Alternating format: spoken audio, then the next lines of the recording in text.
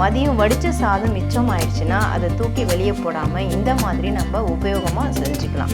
இதில் தக்காளி தான் அதிகமாக சேர்த்துருக்கோம். ரொம்ப சேர்த்திங்கன்னா அப்படியே வெளியே வாரி விட்டுடும். அதுவும் டிஃபனுக்கெல்லாம் வந்து அது மாதிரி வச்சு சாப்பிட்டா எக்ஸ்ட்ரா ஒரு இட்லி தோசையெல்லாம் உள்ளே போயிடும். சூப்பராக இருக்குதுங்க. ஹாய் ஃப்ரெண்ட்ஸ், எல்லோரும் எப்படி இருக்கீங்க? எல்லாருமே நல்லா இருக்காங்க. இன்றைக்கி பார்த்தீங்கன்னா மீதமான சாதத்தை வச்சு நம்ம வேஸ்ட் பண்ணாமல் அதை வச்சு ஒரு அருமையான டிஃபன் ரெசிபி தான் செய்ய போகிறோம். வாங்க.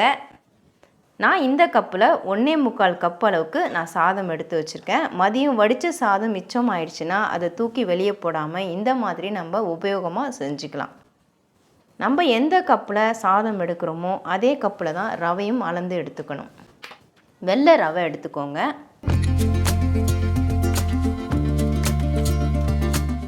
ஒரு கப் அளவுக்கு நான் வெள்ளை ரவை எடுத்திருக்கேன். அதை இதில் சேர்த்துக்கிறேன். 2 கப்பு சாதமில் 1.25 கப்பு இருந்தது.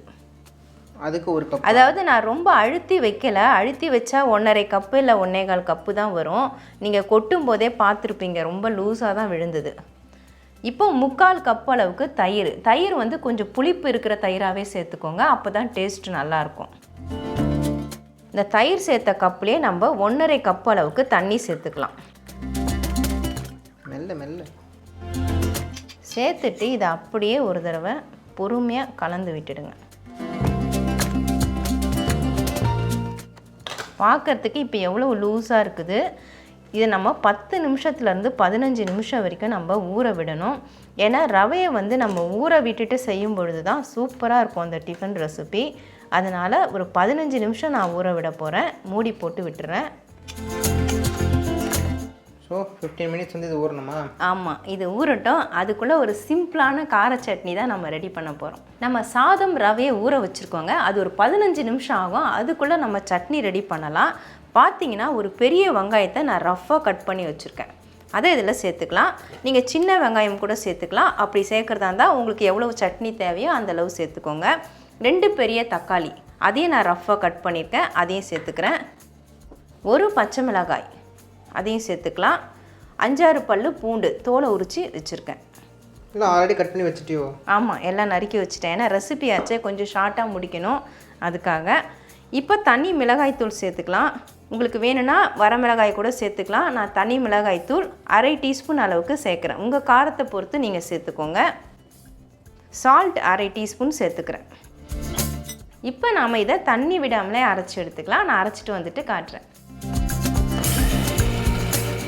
சட்னி நான் அரைச்சி எடுத்துகிட்டு வந்துட்டேன். பாருங்கள், நான் தண்ணியே சேர்க்கலை, அப்படியே தான் அரைச்சி எடுத்தேன். ஏன்னா வெங்காயம் தக்காளியிலே வந்து ஈரப்பதம் இருக்குது. இப்போ இதுக்கு நம்ம தாளிப்பு கொடுத்து வதக்கி எடுக்கணும்.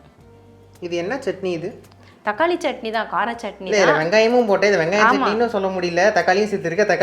தக்காளி சட்னிலையும் நம்ம வெங்காயம் சேர்ப்போம். வெங்காய சட்னியில் வெங்காயம் கொஞ்சம் அதிகமாக சேர்ப்போம். இதில் தக்காளி தான் அதிகமாக சேர்த்துருக்கோம். கலர்லேயே தெரியும். ரெண்டுமே இருக்கிறதுனால இது என்ன சட்னி? ஆமாம், அதனால தான் நான் புளி கூட சேர்க்கல. தக்காளியோட புளிப்பே இருக்குது. இப்போ இதை நம்ம தாளிச்சிட்டு ஒரு வதக்கணும். ஏன்னா நம்ம ஃப்ரெஷ்ஷாக அரைச்சிருக்கோம். கிச்சனுக்கு போயிடலாம். சட்னி தாளிக்க போகிறோம். அயன் பேன் தான் வச்சுருக்கேன். ஆயில் சேர்த்துக்கலாம். 1 டேபிள் ஸ்பூன் அளவுக்கு சேர்த்துருக்கேன். எண்ணெய் சூடாகட்டும். கடுகு, உளுத்தம்பருப்பு, சீரகம், கொஞ்சம் பெருங்காயம் சேர்த்துக்கலாம். இப்போ பொரிய ஆரம்பிச்சிருக்கு. இப்போ நல்லா பொரிஞ்சிருச்சு. ஒரு இனுக்கு கருவேப்பிலை. இப்போ அரைச்ச இந்த சட்னி அதை அதில் ஊற்றணும்.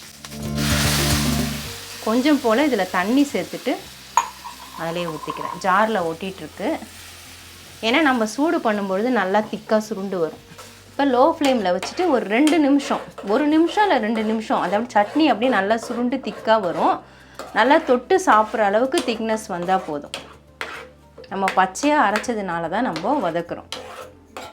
நல்லா சுண்டி வந்துருச்சா? ஹையில் வச்சா ரொம்ப அப்படியே வெளியே தெரிக்கும். அதுக்காக லோ ஃப்ளேமில் வச்சுட்டு கலந்து விட்டுட்டுருக்குறேன்.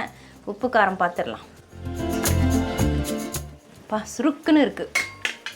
நல்லா இருக்கா? நான் கை கழுவிக்கிறேன். தக்காளி சட்னி, கார சட்னிலாம் வந்து நல்லா காரசாரமாக இருந்தால் தான் நல்லாயிருக்கும். அதுவும் டிஃபனுக்கெல்லாம் வந்து அது மாதிரி வச்சு சாப்பிட்டா எக்ஸ்ட்ரா ஒரு இட்லி தோசையெல்லாம் உள்ளே போயிடும்.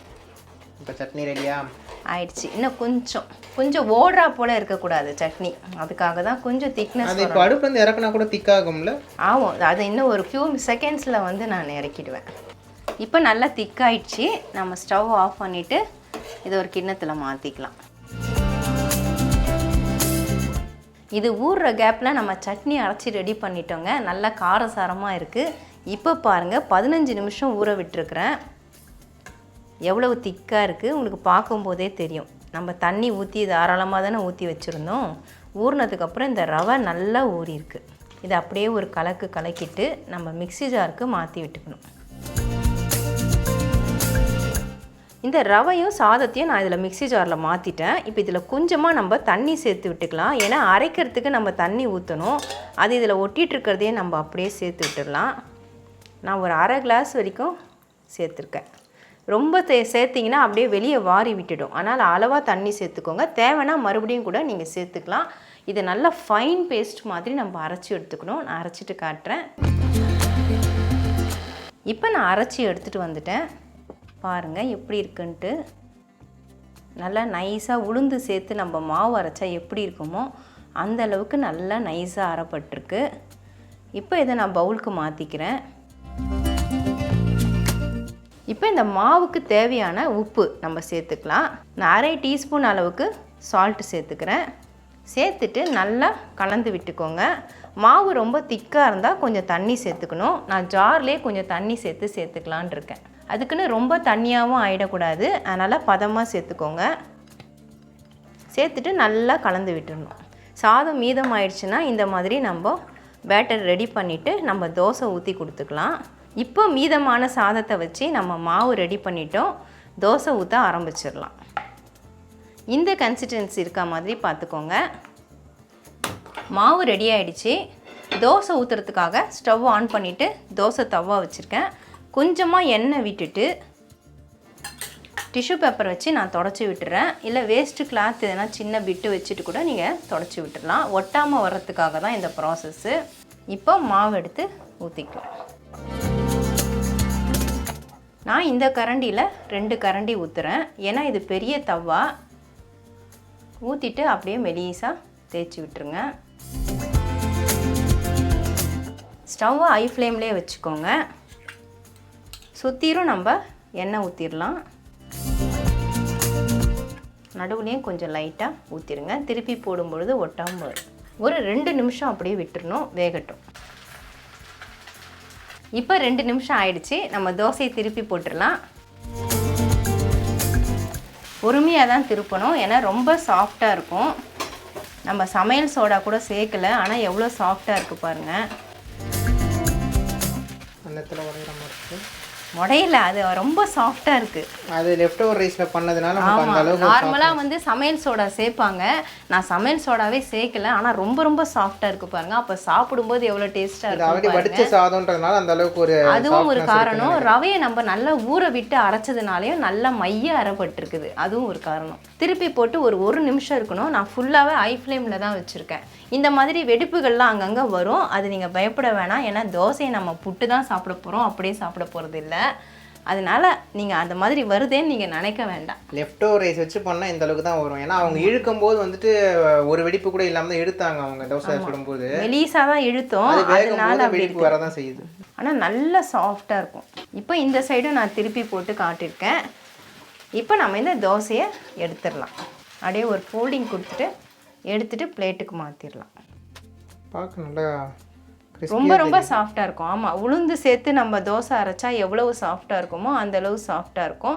ஓரங்கள்லாம் அப்படியே நல்லா மொறுமொறுன்னு இருக்குது. அந்த ஓரம் தான், எட்ஜஸ் நல்லா கிறிஸ்பியாக இருக்குது.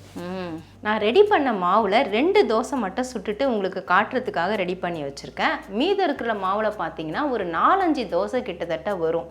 ஏன்னா நம்ம ரெடி பண்ண மாவு 2 பேர் நம்ம டிஃபன் தாராளமாக சாப்பிட்லாம். இப்போ 2 தோசை நான் ரெடி பண்ணியிருக்கேன். அதை நான் இலையில் எடுத்து வைக்கிறேன். எவ்வளவு சாஃப்டாக இருக்குது பாருங்கள். நம்ம தயிர் சேர்த்ததுனால நினைக்கிறேன், ரொம்ப சாஃப்டாகவே இருக்குது. இப்போ நம்ம ரெடி பண்ண கார சட்னியும் இதில் வச்சுக்கலாம். கூடவே நான் சாம்பாரும் வச்சு சாப்பிட போகிறேன். தோசை அப்படியே கையில் பிடும் பொழுதே ரொம்ப ஈஸியாக அப்படியே பிஞ்சு வருது. உங்களுக்கு கோல்டன் கலரில் வரணுன்னா கொஞ்சமாக சர்க்கரை சேர்த்துக்கோங்க. நான் அதெல்லாம் எதுவுமே சேர்க்கலை. சூப்பராக இருக்குதுங்க. நம்ம சாதத்தை வேஸ்ட் பண்ணாமல் இந்த மாதிரி ஒரு டிஃபனாக செஞ்சு கொடுக்கும் பொழுது நமக்கும் சாதத்தை வேஸ்ட் பண்ணலன்ற ஒரு மன திருப்தியும் ஏற்படும். ஒரு டின்னருக்கு ஒரு டிஃபன் ரெடி பண்ணி கொடுத்த திருப்தியும் நமக்கு இருக்கும். அது மட்டும் இல்லாமல் சாதத்தை வச்சு செஞ்சோங்கிறது நம்ம சொன்னால் தான் தெரியும். அந்த அளவுக்கு டேஸ்ட் ரொம்ப ரொம்ப சூப்பராக இருக்குது. அவ்வளவுதான் ஃப்ரெண்ட்ஸ், பழைய சாதத்தை வச்சு ரொம்ப ரொம்ப சூப்பரான ஒரு ரெசிபி நீங்கள் பார்த்துருப்பீங்க. கண்டிப்பாக நீங்களும் ட்ரை பண்ணி பாருங்கள். மறுபடியும் இன்னொரு ரெசிபியில் நான் உங்களை சந்திக்கிறேன். Bye guys.